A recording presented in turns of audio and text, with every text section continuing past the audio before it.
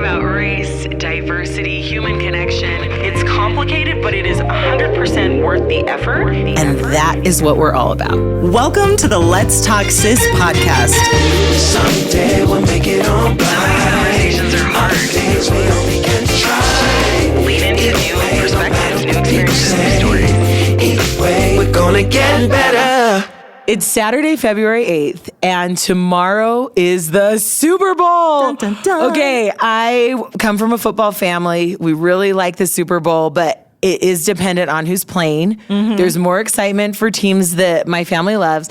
I am just there for the emotional connection and the excitement of the players. It's an experience. Yes. Don't you feel like all of it, even if you're not into football, it's an experience. Well, and I'm a sucker for a hero's journey. So if there's a story about someone, yes, and then they get to play in the Super Bowl, and this is like their so first exciting. win, that's where I dive in. Also, I usually am really into the halftime show, whether I'm critiquing it or just like enjoying it in bliss. Me too, and I like food and family and all of that. All the good things. Yes. So every year we get questions on our Let's Talk Sis Instagram page about this Black National Anthem that has been adopted into the beginning of the Super Bowl after the national anthem, and people have questions about it. Some are concerned. Some people think it's like curious. A very political agenda. And we wanted to share a little bit more of the history and just more about it. I think that I didn't even know where our national anthem came from, when it was adopted. Like, there's so much I didn't know about both of them that it's been really fascinating to learn. So one of the biggest concerns I've heard over and over again is what you just mentioned. Like, are they replacing our national anthem? Is there need for two? You know, if we have this one country and we're unified in that, why do we have more than one national anthem? And so I think it's important to kind of know this timeline, and that, so Francis Scott Key, he wrote the national anthem about the War of 1812. So it was written, I believe it was 1814 that he wrote this. It was not adopted as the national anthem then. That happened in 1931. So did we even have a national anthem? No, I don't think so. I should. Interesting. Yeah, so it was the 1930s that this is adopted as the national anthem. Okay, here's the interesting thing. So this is like around the time our grandma was born. Mm-hmm. Okay, so that's when we get this national anthem. And, you know, this is a well-known song. I'm not saying it wasn't sung till 1931. I'm saying that's when it got the official stamp as being our country's national anthem. Okay. So going back, James Weldon Johnson is the one who wrote the poem, Lift Every Voice and Sing, which is now known as the Black National Anthem. But it was written in 1899 and first performed in 1900.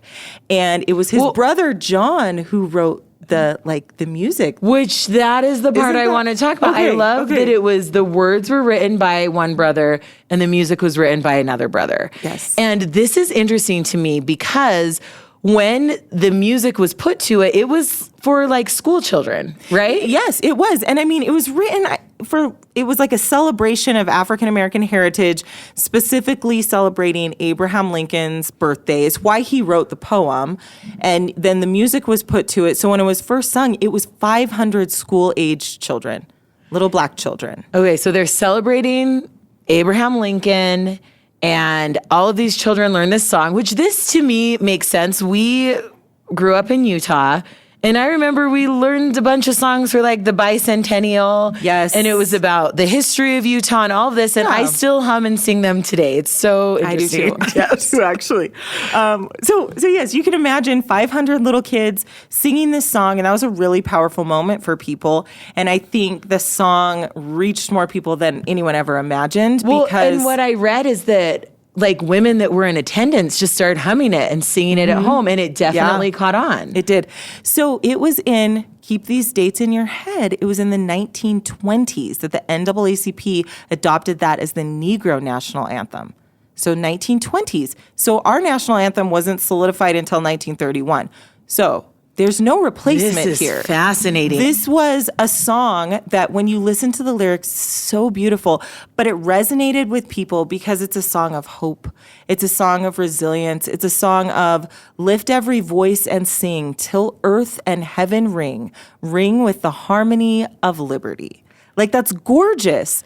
Well, and as I've read some of these words, I think this song, and this is how I'm interpreting it, the words seem inclusive, but also very specific to the Black experience.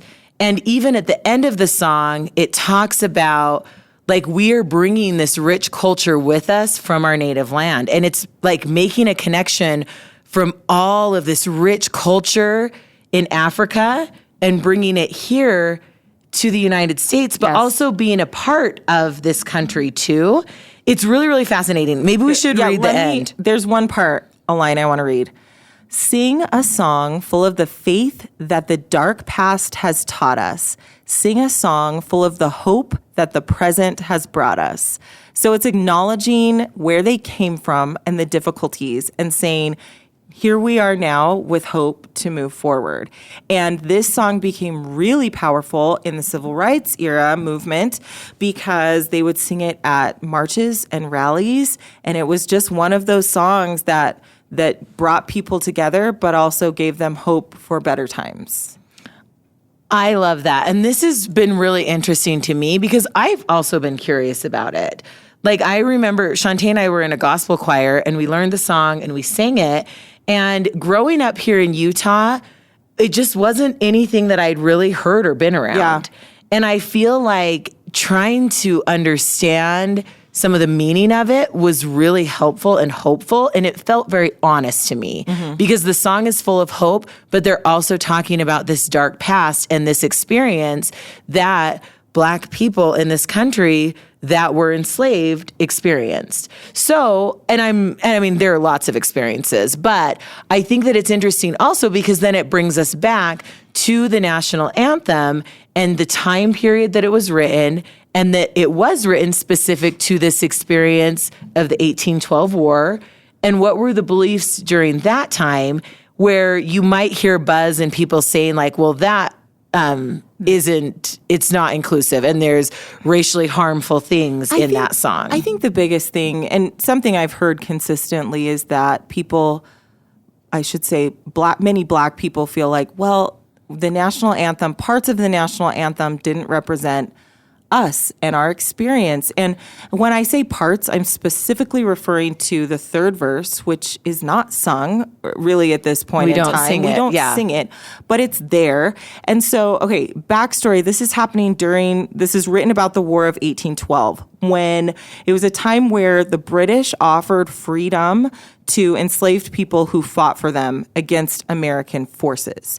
So the line that's being referred to is, no refuge could save the hireling and slave from the terror of flight or the gloom of the grave, which is really just suggesting that there was no escape for enslaved people. You either had a great consequence, like the terror of flight, or, the gloom of the grave. You would be killed if you tried to escape. And so that was... well, and I think it ties into some of the dehumanizing beliefs of that time. Yeah, absolutely. And also, even when people were given sometimes opportunities, it was, hey, yeah, maybe you can't do all of these things, but come and fight for us. Yeah.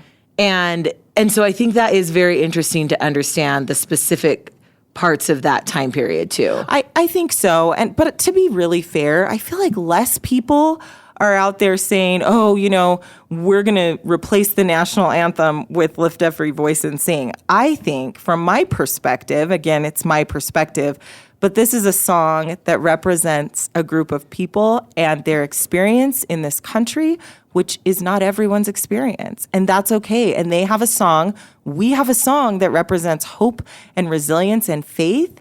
And I think it's a commitment to moving forward and hopefully making things better, making improvements. And so I don't think that they're opposing each other. I think it's a beautiful moment that we can come together. Like in the Super Bowl, you said it's sung after the anthem. That's a really beautiful moment for me. Well, and I think there is curiosity around, like, when did this become a thing? When did we adopt this? And I think that that's why there is some concern of the replacement of it. And I think right now we're going to see that in everything. Politically, some of the social, cultural hot topics where the discussion could be, what can we understand from this and what could we understand from that? But but often it's either or. Yeah. And it often pits things against each other. So sometimes, depending on the entry point that we come into this conversation, it could be shared from one lens and it's bad and it's wrong and it's like a woke agenda, or it could be, wow, this is very historical and important and storytelling and a part of the lived experiences of this country. It's a part of our country's history. And so I think that there are a lot of different views and perspectives depending on the way you're looking at it and the information that you are seeing. And so much information we get right now is from social media. And I will like to disrupt our algorithm sometimes because I can see we're getting one perspective after a while, and I'll go to differing places and sites to try to break that up. But it's been interesting for me to see and to learn. And then this is one of the things we're focusing this month on with our kids. Shantae's kids pretty much know this whole song. They do. Well, the first verse. The first verse. And my kids know some of it, but I haven't taught them every single word. And so we've been learning it. I've been singing it with my youngest, and I love it. It's just a different entry point into the history, different perspective, and the words are so powerful, and I truly feel moved by it. And I'm so thankful that these stories are being included, and I would really like to challenge this thought that we have to say either or and pit things against each other, that we can look at it more holistically and look at these different perspectives and honor the contributions of so many people to this country, the sacrifice, the economic impact that enslaved people helped with this growing country in the very beginning, as well as honoring those that have fought and have died, and the sacrifices of service and helping people and groups. And just, I really want to capture that right now, because as I'm struggling to try to figure out how to understand everything that's going on around me, I have to continue to think of the individuals and the goodness, and how can we impact our circles and influence for goodness and light and help and serve and love each other. And I just feel this sense of hope when I hear this song, and I love it. I love singing it. And I also can love other things and past things. And I think there's place for this. I think there's a place for it too. And I love what you said. My experience can exist and your experience can exist. And we can hold space even though they're different and our perspectives might be different. I think that's really what we have to get back to, is humanizing each other so it's not pitting things against.